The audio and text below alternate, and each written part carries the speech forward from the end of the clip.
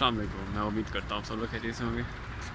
आज मैं इस्लामाबाद से रवाना हो चुका हूँ और बड़ा इंजॉय कर रहा हूँ क्योंकि आज बहुत अरसे बाद मैं बस पर सफ़र कर रहा हूँ और बहुत अच्छा तजुर्बा जा रहा है और मौसम आज बहुत अच्छा है और मंजर भी बहुत खूबसूरत है और वक्त भी कुछ ऐसा है कि रात तकरीबन 9 बज चुके हैं। इस वक्त हम अभी जो है कदर घाट पहुँचे हैं।